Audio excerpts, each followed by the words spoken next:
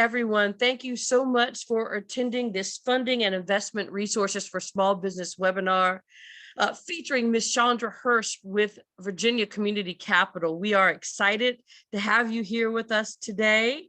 My name is Dr. Patrice Perry Rivers. I am the director of the VSU Center for Entrepreneurship and an associate professor here at Virginia State University. I am also the principal investigator or director also of the Minority Small Business Launch Center, which is bringing you this programming today.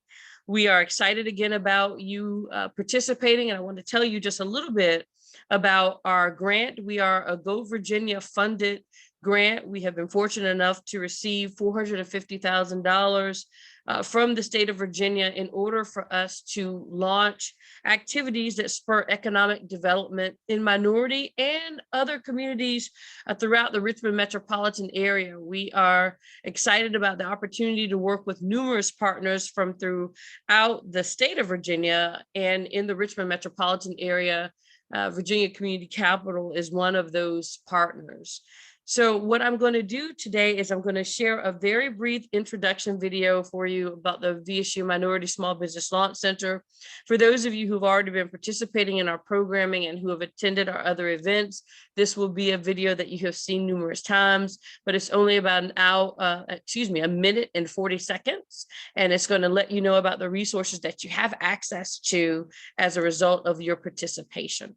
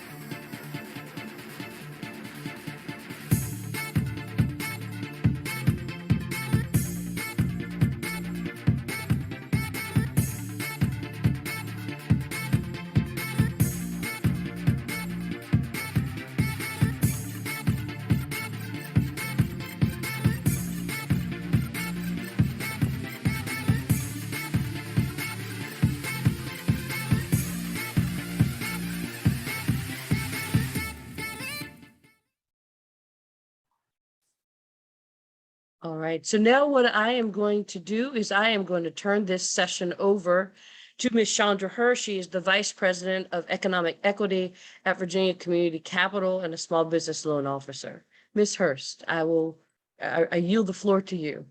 Thank you so much. And I know you have my presentation and will be helping me with the slides and all today. So again, I am Chandra Hurst. I'm the Economic Equity and Small Business Loan Officer at Virginia Community Capital. And Dr. Perry, we thank you for your continued partnership and what you all do to make sure we can get capital in the hands of BIPOC businesses that we have seen have been disproportionately affected by COVID and, all of those things that have happened over this, as we say, unprecedented times. I know we've coined that phrase and used it multiple times, but it's a reality and we know that existed before then. But we can advance to the next slide, but just to let you know what VCC is all about and just give you context. I've been in the financial services industry for over 30 years. I was with Wells Fargo for years in the retail banking space, and then in business banking and then community relations.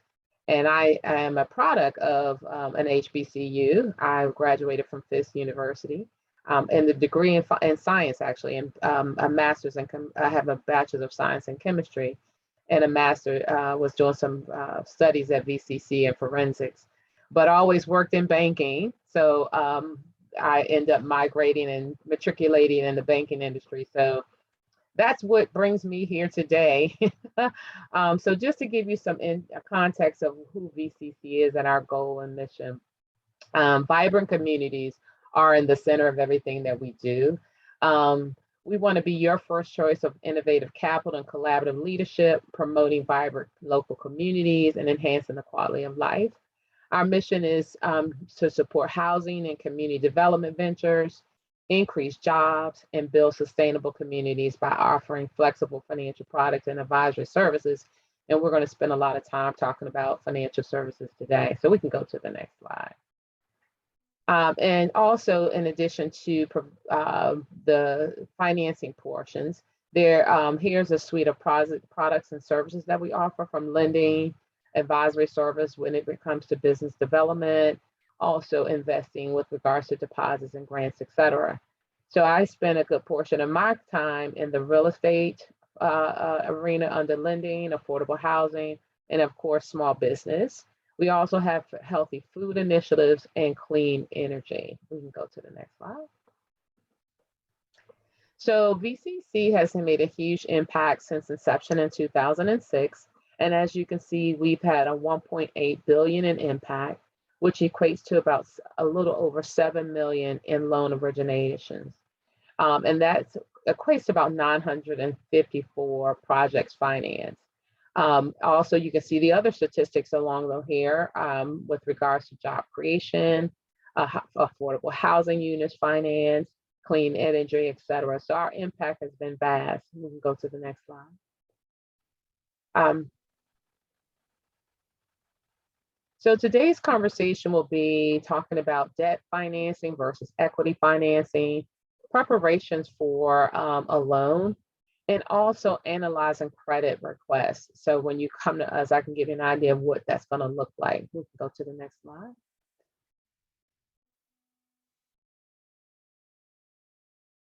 So debt financing versus equity. So debt financing, we're looking at the debt is a defined term for repayment regardless of performance. So typically that's a repayment on a monthly basis. So when you sign a promissory note, we want you to make sure that you're making that payment regardless. And again, I want to say regardless of performance.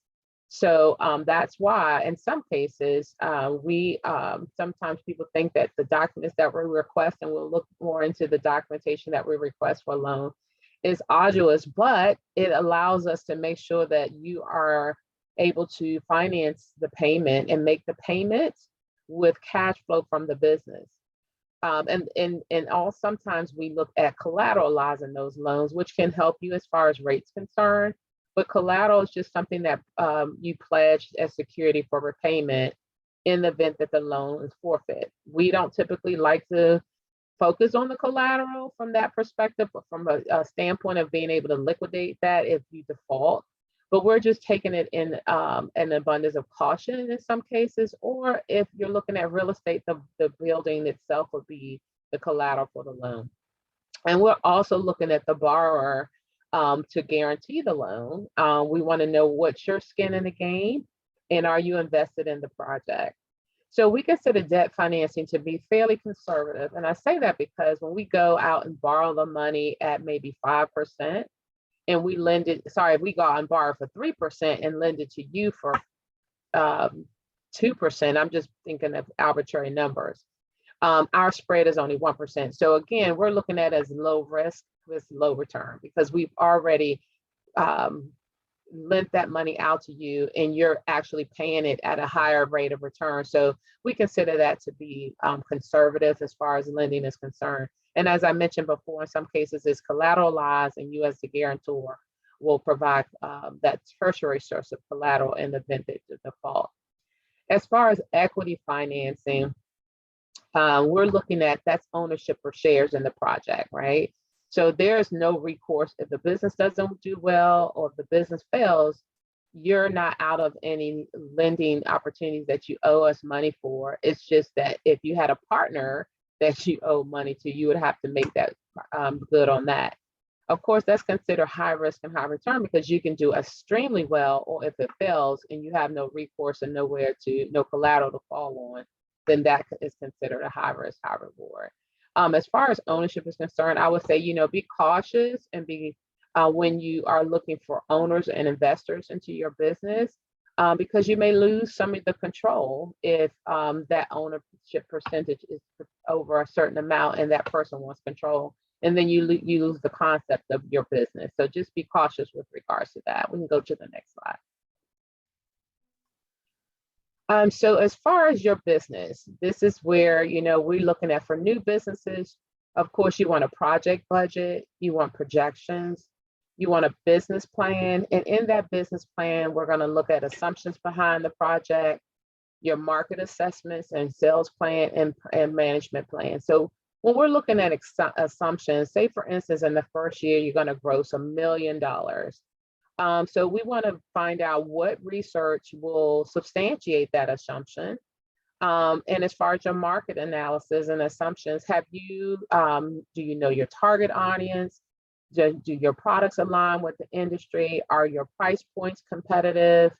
As far as your marketing strategy, and have you looked into all of those things? And then your management plan. Who are the owners and directors? Do you have a board of directors that are arm's length from the day-to-day operations so they can provide an objective view of what's going on in the business? And then, of course, proof of concept. Are there similar businesses in this industry? What differentiates you from them? What pitfalls have they had in the industry? And what are you going to do to mitigate those pitfalls and challenges? So we want to really look at all of those things in your business plan. Next slide, please.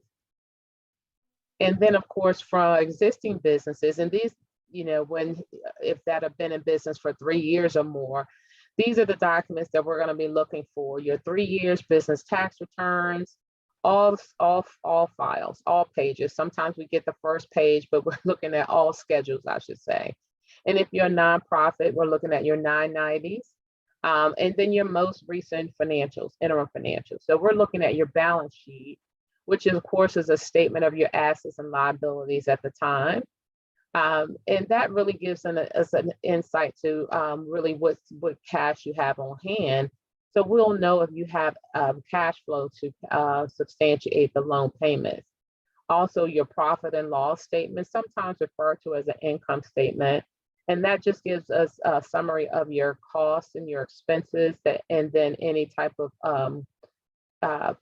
it gives us an idea of your gross margins and how you're spending your money. Are you turning your inventory over in a timely fashion? So that is what provides us that information.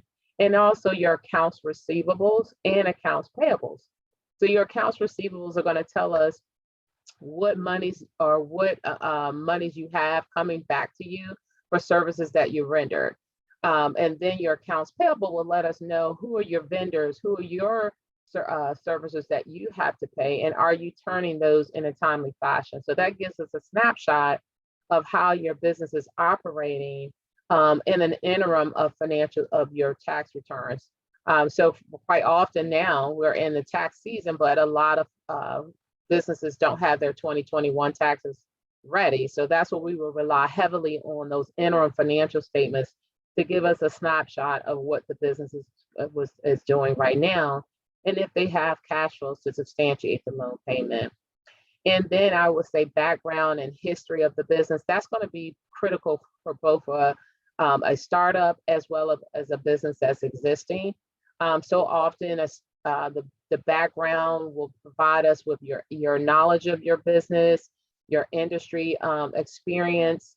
If you received accolades or awards for your business, we want to know all that. And that gives us an insight to you as the borrower and your character. And that gives us that insight. We can go to the next slide. We also talked about a project budget. In this particular example, we're looking at a restaurant build out. So we're looking at very detailed information as to the equipment they're purchasing, ranges, vents, hoods, etc. So when you prepare your budget, you want to be very granular in what that is. And then you can also see the soft costs, the contractor, the architect, the permits, attorney fees, and then contingency. We always like to throw in a contingency because when you're looking at projects, things can go up, especially now in COVID where the supply and chain has been compromised. You definitely want to put a contingency in there.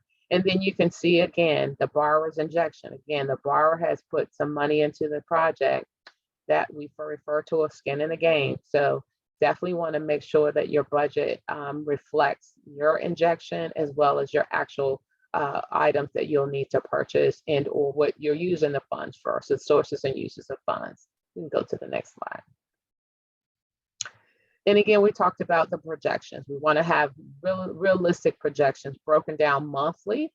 And again, this is going to justify the revenues and proof of concept that we talked about. So we want to definitely make sure you have that broken down very granularly and have it in a month-to-month basis. Next slide. And then again, when we analyze credit requests, we talked about this already, but we look at the source of repayment. As I mentioned before, cash flow from the business is going to be our primary source of repayment. Here again, I do want to put a pin in here because so often we receive tax returns for businesses and or financial statements that I previously mentioned. And the tax returns show no revenue. Please, please, please be cautious when you are working with your tax accountant or CPA, and they're doing their best to mitigate tax consequences for you or paying taxes. But that's not going to help you when it comes time to analyze whether or not your business can make a payment. So often we'll hear, well, you can see my bank statements. You see how much cash I'm bringing in each month, but that bank statement doesn't tell us about all the expenses as well. So definitely make sure that you are realistic and make sure that your accountant is showing revenue growth year over year. We know 2020 and 2021 and some of 19 may have been an anomaly with COVID, but we definitely want to see growth in the business. That is the primary source of repayment. And we've already talked about the secondary source being the collateral for the loan. But again, we're not making the loan based on the collateral. We're making the loan primarily on cash flow. We do not want to own your building, own your vehicle for your business. We really want to lend on the cash flow of the business. And then of course, tertiary source being you as a guarantor. And as I mentioned in the beginning, term financing, we're looking at repayment regardless of performance. So that's where you'll see, and oftentimes we ask for a personal financial statement, and you'll see that further down in the presentation as far as the documents that we collect from you. The personal financial statement gives us a snapshot into your liquidity and whether you as a borrower are leveraged. So in the worst case scenario, if you as a borrower had to inject your finances into the deal to pay the loan, we want to know that you have that.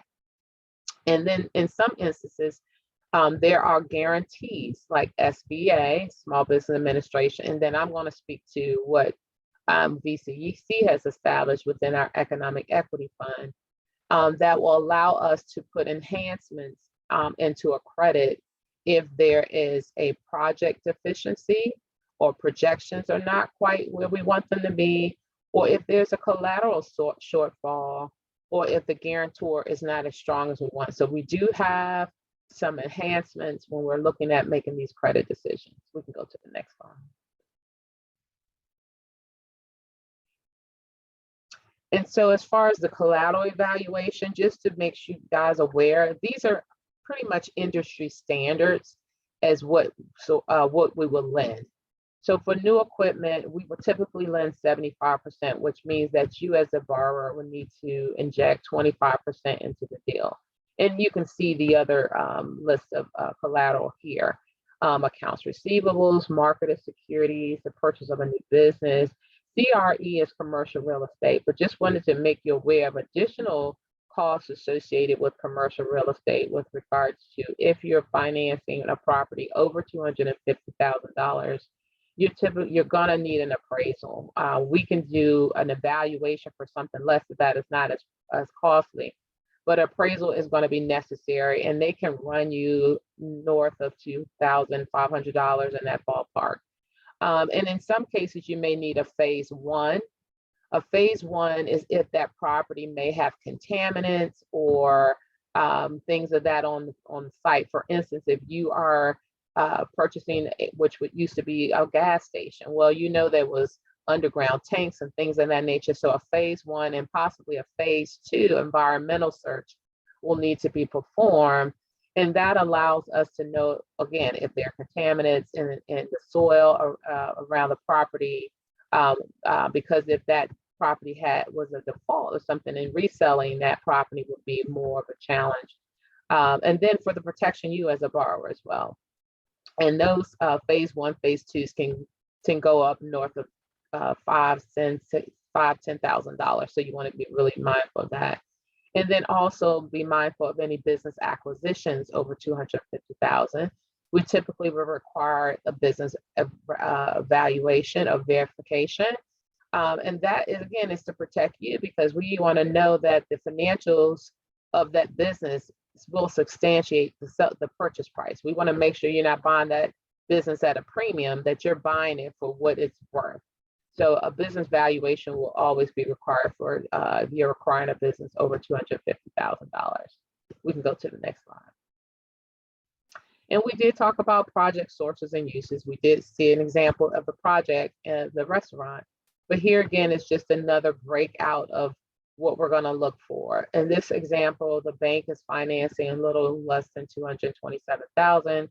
Again, you see the borrower's injection in there. Their uses is for new equipment and debt refinance. And then they put their closing costs in there. So you can see we're going to look at sources and uses of payment in your disbursements of funds. So we can go to the next slide.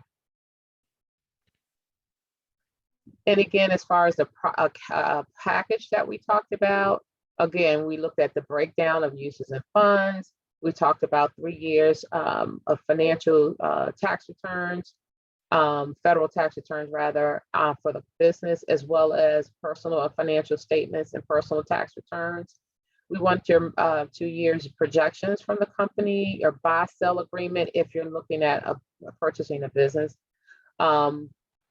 A letter of intent is more so for if you're looking to buy or lease a space. Again, your personal financial statement. We always ask for authorization to pull credit, and your business plan if you're a startup. We can go to the next slide. And just again, I had mentioned that economic equity fund, and hence my title, Economic Equity Loan Officer. So BCC established this fund in 2020, again, primarily due to the effects of COVID and how it affected BIPOC people, Black, Indigenous, and people of color in women-owned businesses, because we were disproportionately affected. In fact, we know that we've always been disproportionately affected in this arena. But the pandemic just kind of ripped the Band-Aid off and just shone a light on the inequities. So VCC established the Economic Equity Fund to provide low-cost loan to borrowers that meet their criteria, and also to provide free technical assistance. And that was critical. And because we found in the process that a number of businesses didn't have the wherewithal or the technical assistance to apply for PPP loans and these relief efforts that were provided by the government. So technical assistance in a way of providing those interim financials that I spoke about. A lot of businesses just didn't have the wherewithal or the capacity to know how to complete those documents or even to maintain those documents.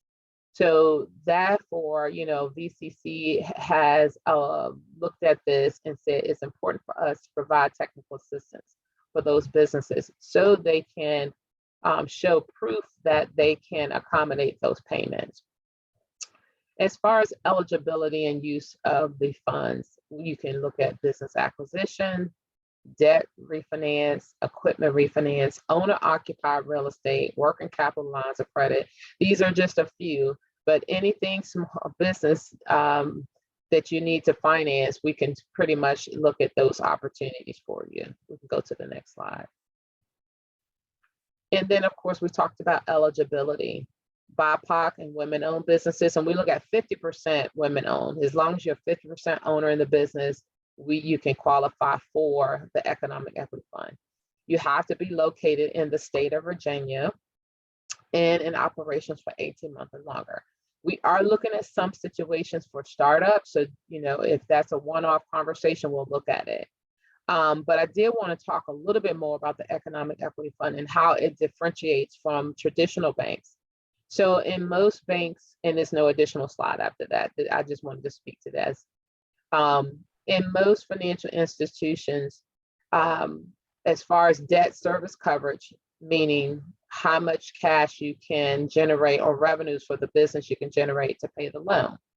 So in most financial institutions, there is a 1.25 or 1.20 debt service coverage. What that means that is for every dollar you spend, you need to make at least $1.25, $1.20 for us to say, okay, this business is making enough revenue or cash flow to pay back the loan. So we look at debt service coverage. Under the Economic Equity Loan Fund, we have gotten really skinny on that and say, as long as you can pay at least 0.9%, right? 0.9 debt service coverage, we can consider you for the loan. In addition to that, like I mentioned before, there are some enhancements for a lack of cash injection or collateral. We can also look at loan loss reserves. And I'll give you an example of how that works. So if someone is borrowing $100,000, we usually will want them to put 20% into that.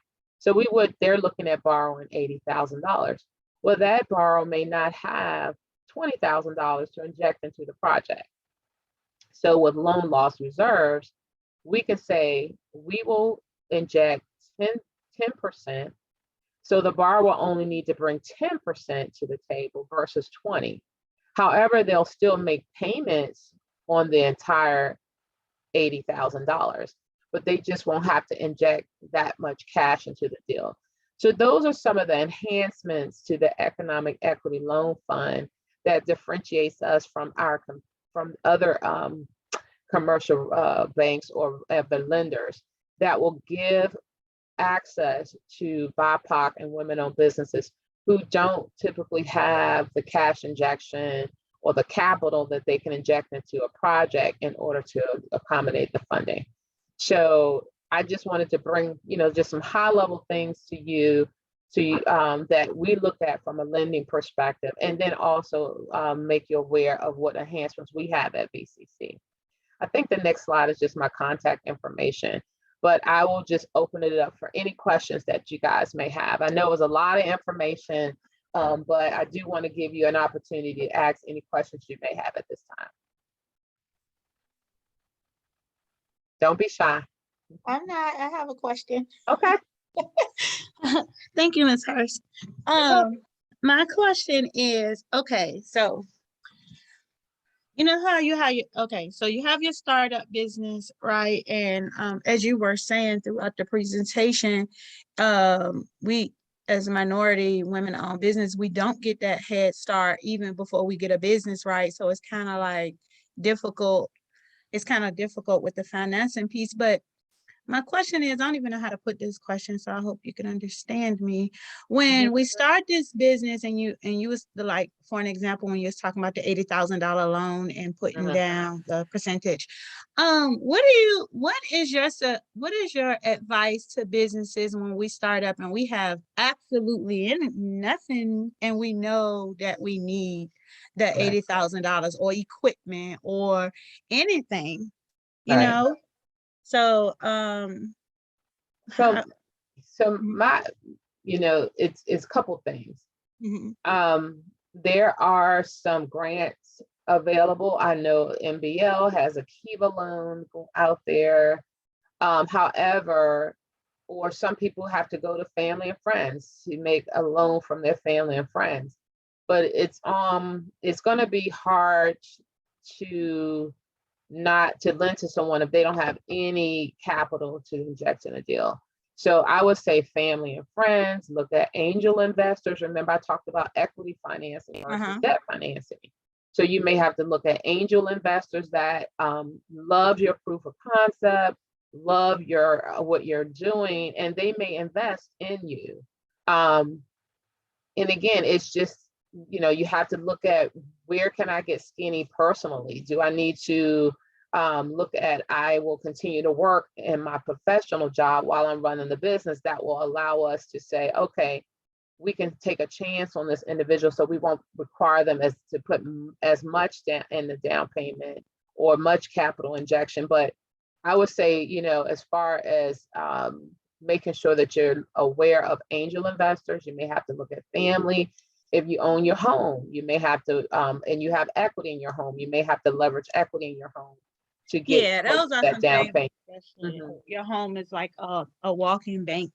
But a lot of, like, I'm not a homeowner, but like you said, I kind of realized that I saw people, okay, well, get these net 30 accounts or get these trade lines, get about 4 or 5 of them, build your business credit. And people give you these different, like the different programs and stuff, but it's not that easy. It isn't. And it's like, and you really, the part of your company you hate to deal with is the financing, but that's the big elephant that's always going to be in the room facing you. Yeah. So, okay. Thank you for answering that. And I will also say, utilize resources like you have with VSU. There are other resources that I would say, make sure you do as much homework and do your business planning, your projections, because so often, we have great ideas, but to your point, the financial side is where we struggle. But in addition to that, and I didn't touch on this, because of startups, we're going to be relying heavily on you guys as the borrower and your credit strength. So maintaining your credit is going to be critical. That's key. That's what I found out in this whole process. I was like, well, you know what? I stepped back and because I do really good in my business with the money, but with the growth part, like you need a building, you need an equipment. I found out that it's getting bigger than myself, than my original idea. So now I'm like, I stepped back and I looked, and as you said, I was just like, I can't make all this money at one time, right? So what I am going to do is focus on what I do have like sole control of, and that's my credit.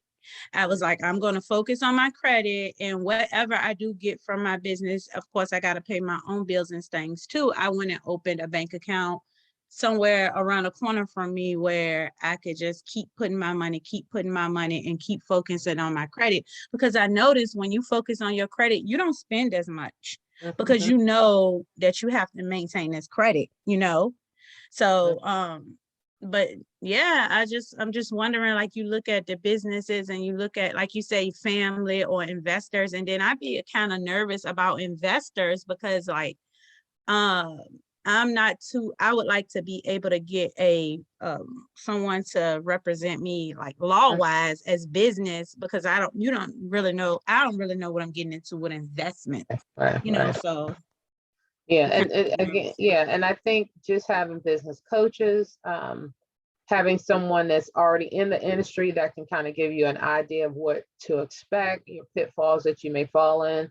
Those are critical aspects of, when you're in that infancy stage and getting started. Yes, and ma'am. Another thing I just meant to mention, as far as credit scores, we will go as low as a 650, sometimes lower than that, because there may have been isolated medical situations in there.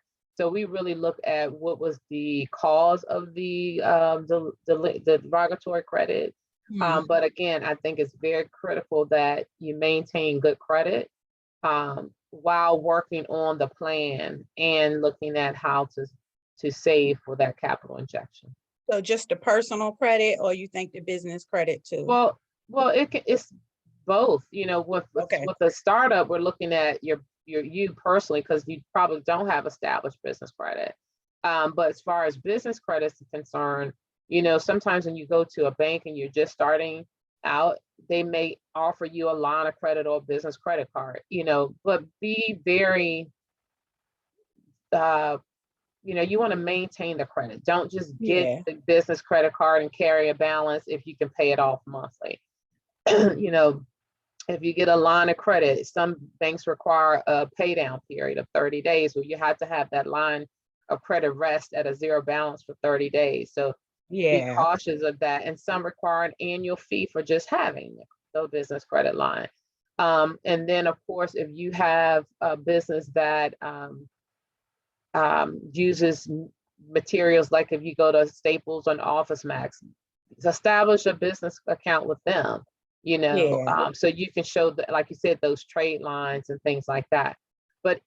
But be cautious when you establish the business credit, because you don't want to misuse it, and then that causes even more derogatory exposure on your credit when you go to a bank. So just be very mindful when you do use the business credit, that you're using it correctly, and that the source of the loan is matches the loan solution. For instance, if you are a service-based business, and you know that you, for instance, medical, somewhere in the medical or medical services, if you know that your income is coming back to you from the government or medical transcriptions or things like that, then a line of credit may be more preferred than a lump sum loan, right? You may say, hey, I need $50,000, but you don't necessarily need $50,000. You Yeah. just Yeah. need Yeah. the money because you're waiting for your receivables to come in, right?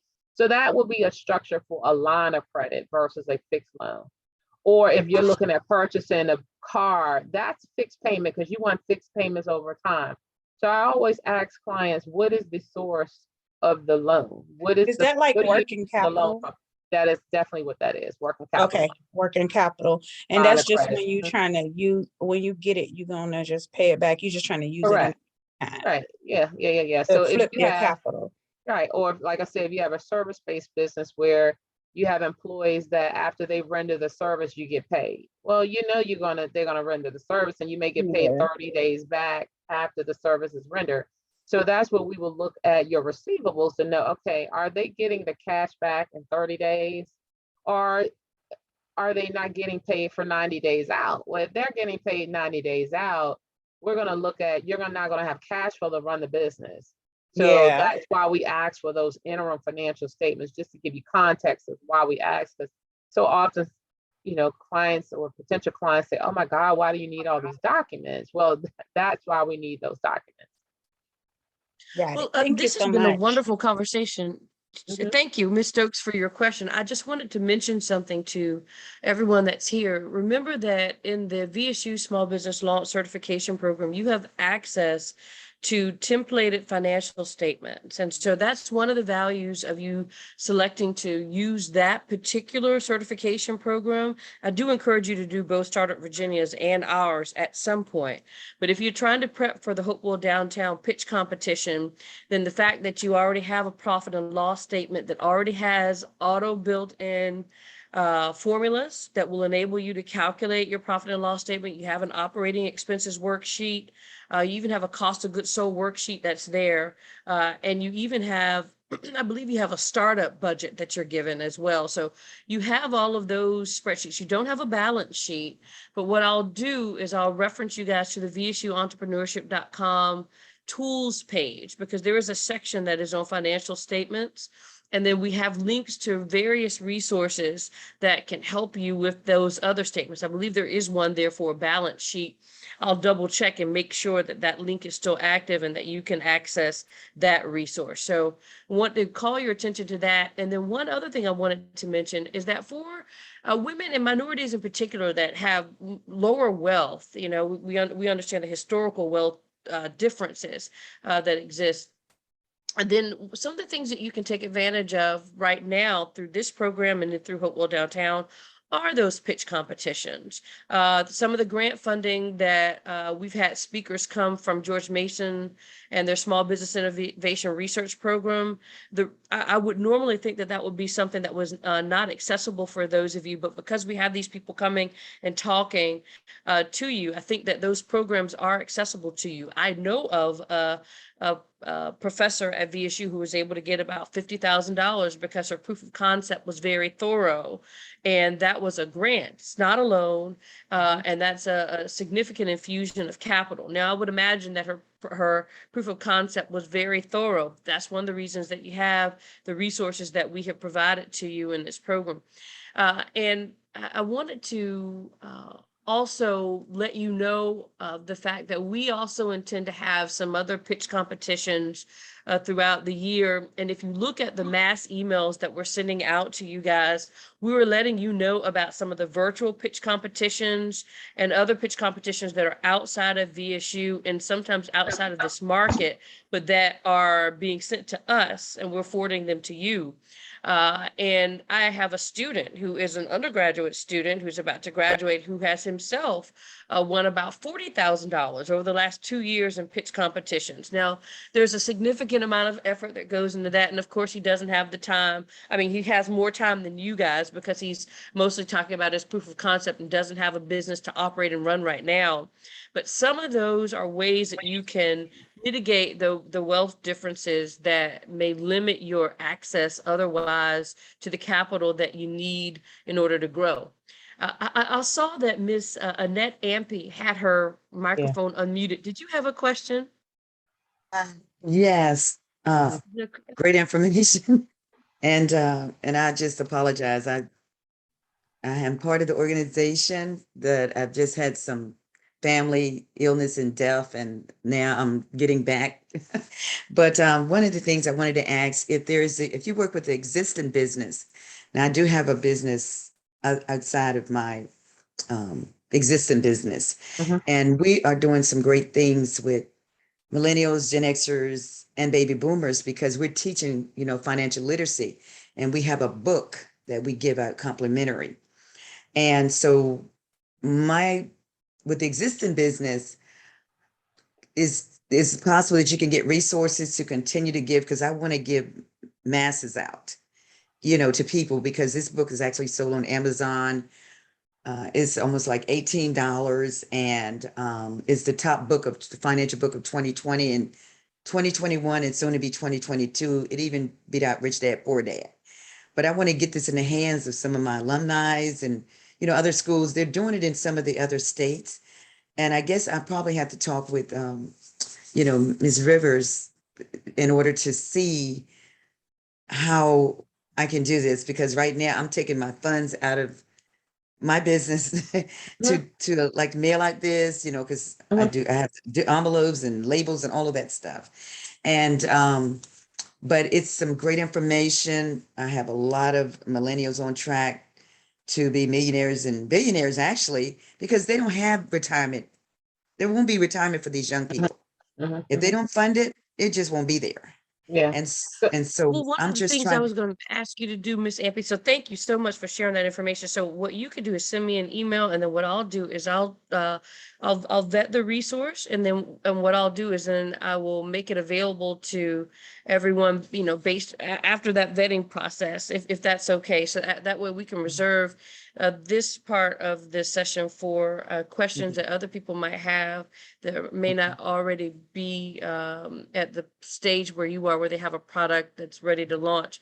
But it sounds like a good resource. Please make sure that you send me an email about it, and I'll make sure that I vet it and then decide about distribution of the resource to everyone. One thing that Miss Ampey made me remember that I haven't really focused on heavily with you guys is that we are creating a VSU business directory, and then that is going to be something that everyone here will be able to get for free. It's not necessarily a huge benefit for those of you guys that don't have you might not perceive it as such, that don't have VSU students as your primary target customers. But what we are doing monthly is we're sending out mass emails to probably about to everyone at VSU, which is already about 4,000 or 5,000 people. But in addition to that, we're sending it out to our partners and to all of you, and then everyone who has enrolled in the Minority Small Business Launch Center program, which is another probably 1,000 or more people. And so we'll be able to create a business directory listing for your business, and then people will be able to find out more about your products and services, even like Miss Ampy's book. So that's a free benefit that you guys have now. And that what we'll do is, as we ramp up on that, we'll contact everyone in order to let you see the listing that we're able to create automatically based on what you've provided from your enrollment form, and then give you the opportunity to enhance it, like add some specifics about your product or your website, etc. So I just wanted to mention that to you. And so thank you, Ms. Ampy, and then thank you, Antoinette, also for your question. Does Yeah. anyone else have any questions that they'd like to direct to Ms. Hurst? Go ahead, Ms. But Hurst. just one more thing, but Ms. Ampy, that in itself is an opportunity for a loan, right? For you, if you want to borrow to enhance an existing product or an existing launch, that's a loan request. So in that, we would need projections as to, after you receive the funds from us, how is that going to affect revenues for you going forward? So that's part of your projections, right? As to, once I receive this income, or if I had X amount of dollars in funds, I can expand my business here. That's a business expansion. And that is a qualification for this loan program. So I would say use the resources that Dr. Perry Rivers has to work on that projection and that plan, and definitely reach back out to me and let me know what you want to do. Because like you said, it takes resources and income to launch it, to expand it, to get it in the hands in other states. So that is a loan request. So definitely look at that. And I think Mr. Thompson, is that Henry Thompson?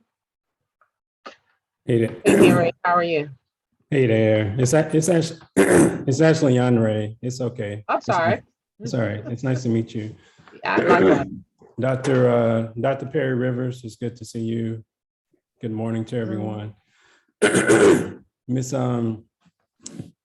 Miss Hurst, I just have a follow-up question. You had mentioned eligible businesses will be located in Virginia in operation for 18 months or longer. But you also made a point about startups. Can you just elaborate on the startup? Sure. So when we typically look at a startup, again, we're going to be making a decision based on you primarily, right? And how detailed your business plan is, your proof of concept, and your experience. So if I decide to go open a financial services firm, 30 years experience in the financial industry, and I can speak to my experience. So that would help that process. Also, in some cases, we determine, is that individual going to continue to work in their day job while they're doing the loan, right? I mean, launching their new business. So we looking at that there's a secondary source of income through their employer that brings strength to that. So we're saying we're not going to just turn away all startups, but it has to make sense.